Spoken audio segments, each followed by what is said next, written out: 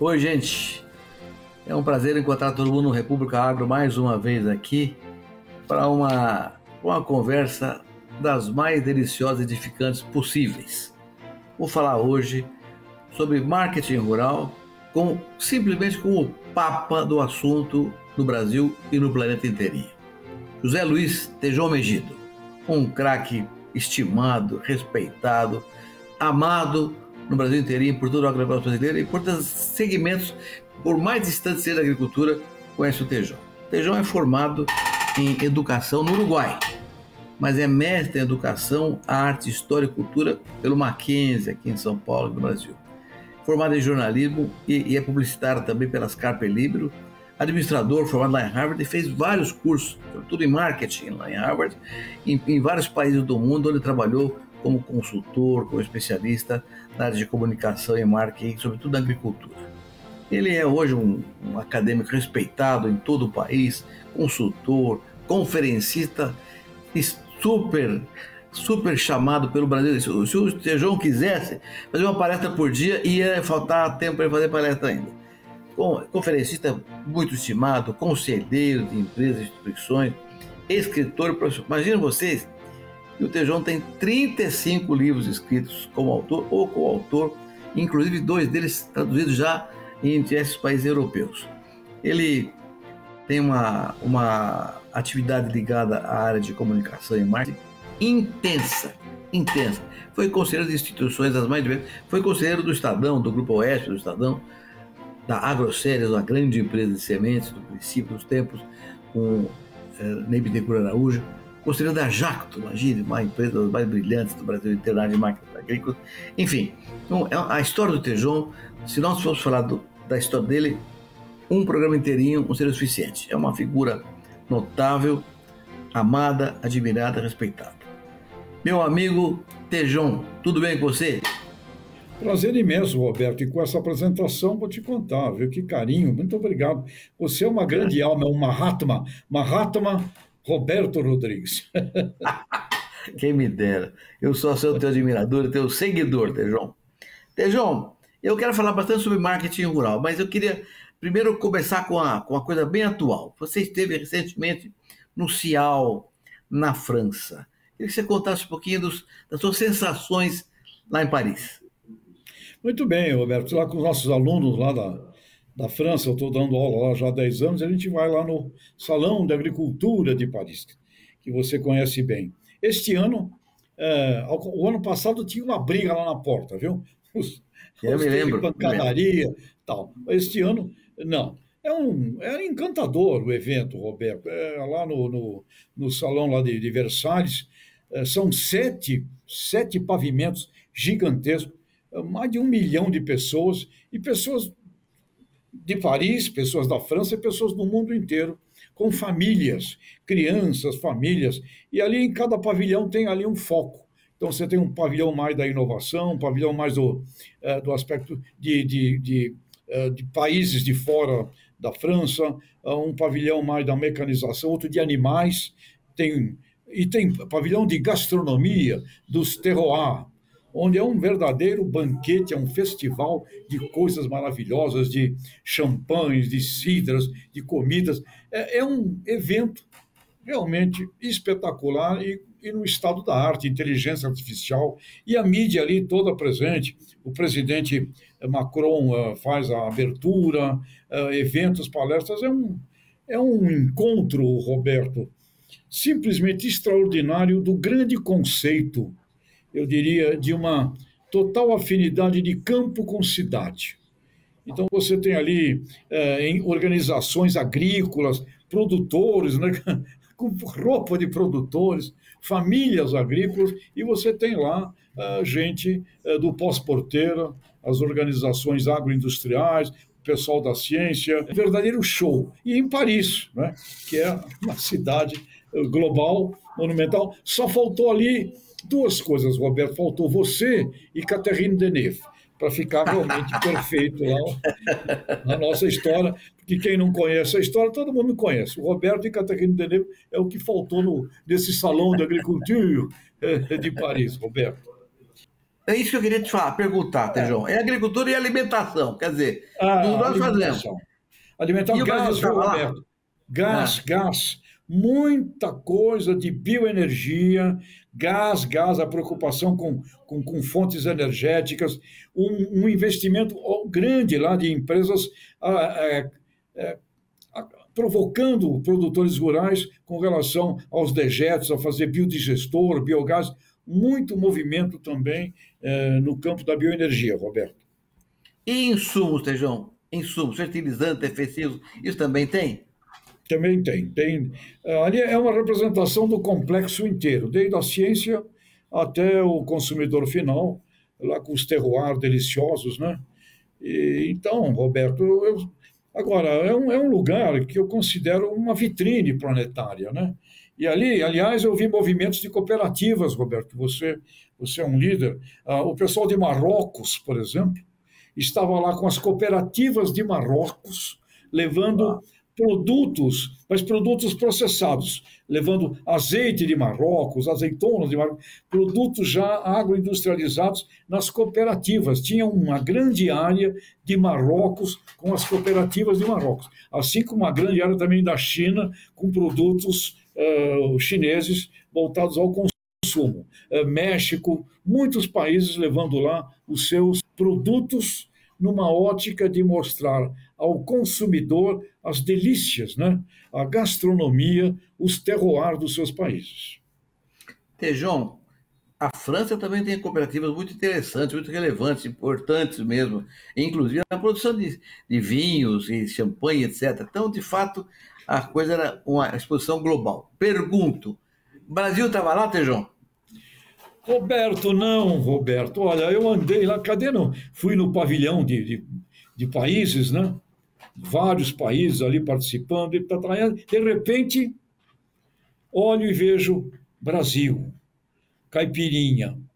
Um cara, Roberto, chamado Cleomar, um brasileiro que foi lá para a Europa, casou por lá, começou a fazer produtos caipirinha, feijoada, churrasco, e ele entrou no Salão da Agricultura, conseguiu lá um espaço. Então ele tem lá um restaurante brasileiro, Cleomar, um cara que veio do Macapá, Roberto. Um cara da simples, sabe? Pessoal simples, trabalhador. E tem ali um lugar, e estava cheio de gente, Roberto. Ele tinha um serviço de churrasco, picanha, etc. Tinha alguns produtos, algumas curiosidades brasileiras, muita caipirinha, e ele inventou um café brasileiro no tipo Irish Coffee, Roberto. US$ 10 a xícara. É o café brasileiro com nata e com cachaça. O Irish Coffee Ó, brasileiro. Uma figura. Então, de Brasil, tinha esta pessoa só. Não havia mais nada de Brasil, nenhuma presença com insumos, equipamentos, o nosso etanol, o nosso biodiesel. frigoríficos não estavam lá, a Não, carne não, nem nada de Brasil, Roberto, nada de Brasil. A carne coisa, brasileira Tejão. poderia estar, é zero Brasil. E é um evento, Roberto, muito em outra dimensão, né? Num patamar de conquista do cidadão do planeta. Eu acho que temos que, para o próximo ano, ter ali uma presença brasileira, porque senão o Cleomar fica lá com o seu restaurante. Eu parabenizei muito, falei, cara, obrigado, tu é um brasileiro herói.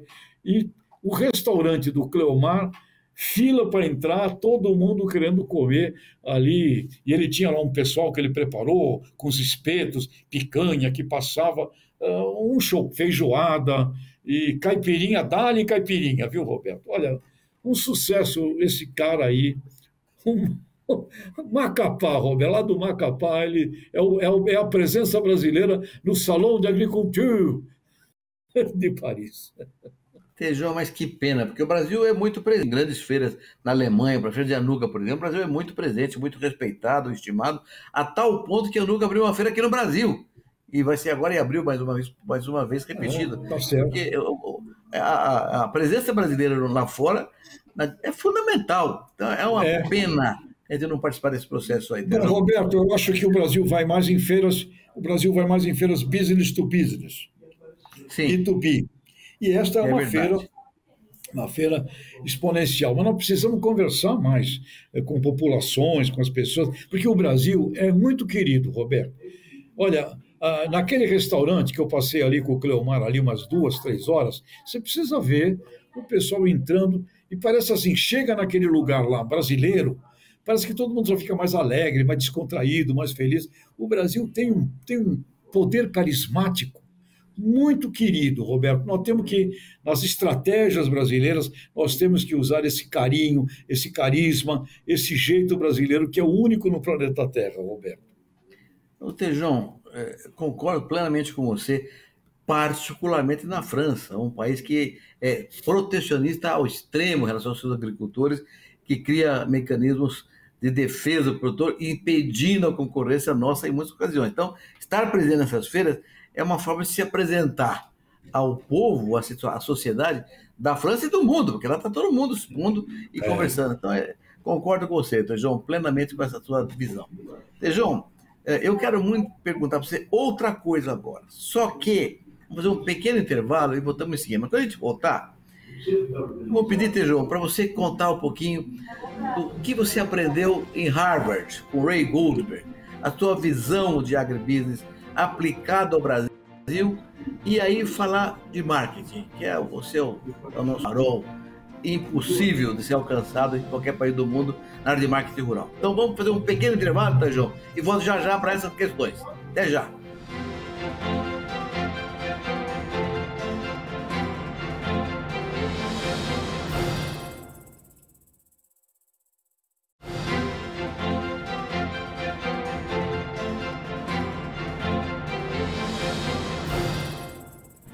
Oi, gente. No Rio Grupo Carlos de hoje, estou conversando com José Luiz Tejão Megido, conhecido no mundo inteiro como Tejão, professor Tejão, que é, de longe, reconhecido como o maior farol, a maior iluminação do marketing rural aqui no Brasil e no mundo todo. Professor na França, já conhece o mundo inteiro, ele trabalhou como consultor em diversos países, para diversos eventos, e tem uma experiência na área de arte, história e comunicação fora do comum. Na primeira parte, pedi para o Tejão contar a experiência recente dele lá no Cial, na França. Mas agora eu quero voltar aqui para o Brasil. Tejão, vamos conversar um pouquinho sobre a sua experiência, a sua visão. Você trabalhou com isso a vida inteira, lá com o Ney Bittencourt, lá na Jato, com o Shuji Nishimura. A tua visão sobre cadeia produtiva. Como é que você entende isso? Como é que você aprendeu isso lá em Harvard, Tejão? Pois é, Roberto, estimulado por Ney Bittencourt de Araújo, tem coisas na vida que a gente tem que agradecer a Deus. Ele me mandou estudar lá com o Ray Goldberg, estava na Grosseries, e aí fui. E lá com o Ray Goldberg, ele mostrou que o sistema de agribusiness, e os números daquela época lá nos Estados Unidos, eram cerca de 20% do PIB dos Estados Unidos, quando fomos lá, era do complexo de agribusiness. Mas ele mostrou, olha, desses 20%, quando você transforma ele em 100, 10% é a ciência, a tecnologia que antecede o agricultor, 20%, no caso americano, é a parte do dentro da porteira, e os outros 70% é o supermercado, é McDonald's, é as corporações que pegam a matéria-prima, a originação dos produtores e transformam isso em produtos para o consumidor final. E o Ray Goldberg me disse que ele passou a olhar o sistema depois de uma grande crise ocorrida, era filho lá de fazendeiros, uma grande crise que ocorreu com a agricultura americana ali por volta de 50, 51, onde ele agricultor sozinho, ele era reflexo do que acontecia antes e pós, de armazenagem, estrutura, transporte e distribuição, e compreendeu este sistema que ele batizou de agribusiness. E o Ney Bittencourt foi o grande estimulador de toda essa visão. Então, o que a gente constatou ali, Roberto, é aquilo que é fundamental quando a gente fala vamos dobrar o agro brasileiro do tamanho, nós temos que dobrar esse agro brasileiro do tamanho nesse complexo inteiro. E aqui vai algo muito importante quando a gente olha a cadeia. Outro dia eu estava vendo anúncios, propaganda dos Estados Unidos em jornais da China.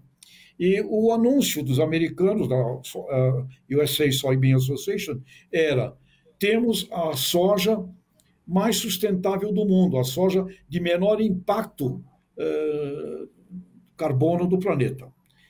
Aí eu fui olhar o detalhe do texto, aí conversei com alguns amigos aí especialistas e falei, pera, eles não estão comparando a agricultura americana com a agricultura brasileira. Eles estão comparando o sistema de agribusiness americano com o sistema de agribusiness brasileiro. E aí, a conta onde nós levamos um ferro danado é no transporte, Roberto, é na logística. Nós apanhamos feio. Então, você tem aqui no Brasil o melhor agricultor do mundo, mas ele apanha, porque o antes da porteira e o pós-porteira, mina de fertilizante, transporte fóssil, tudo em cima de caminhões, e os americanos lá com trens e com o sistema fluvial. Então, eles mostram que o sistema de soja deles é o de menor impacto. E isso, quando você olha assim, mas caramba, a agricultura deles não é de menor impacto, mas quando você vai ver o complexo, a gente apanha. Então é muito importante, Roberto, que a gente olhe o sistema inteiro. Caso contrário, você apanha. Outro dia eu vi também um estudo, Roberto, sobre impactos ambientais. Foi feito desde a mina de fertilizante até o porto. Sabe qual é o percentual do impacto ambiental do agricultor nisto? 20%, 80% está fora da fazenda. E a gente fica aí ouvindo e o pessoal malhando a agricultura, quando o grande impacto na questão ambiental é sistêmica. Então, você mesmo outro dia falou, nós temos muita coisa para resolver que não é no Ministério da Agricultura. É na indústria, comércio, transporte, uma série de coisas para que o nosso agro possa realmente dizer para o mundo que ele é o mais sustentável, porque a gente apanha no antes e no pós-porteiro das fazendas, Roberto. João, você tem toda a razão. Na verdade, o que nós temos de resolver é o conjunto da cadeia produtiva como um todo. Mas a agricultura é o centro de tudo, tá certo? E você está preocupado com isso há muitos anos. E fez vários estudos aqui e fora daqui sobre a visão que existe com o agro brasileiro. Conta um pouquinho sobre isso, João. A originação, Roberto, hoje é impressionante. A originação sempre foi sagrada, tá certo? Mas hoje ela tem uma importância estratégica muito grande, porque você começa a ver uma juventude planetária que praticamente é uma biogeneration. É uma geração toda bio, ambiente, tudo, local, saúde. Aliás, o Ray Goldberg disse que sinônimo de alimento é saúde, é um health system, né? Então, o agri-citizenship é uma questão de cidadania.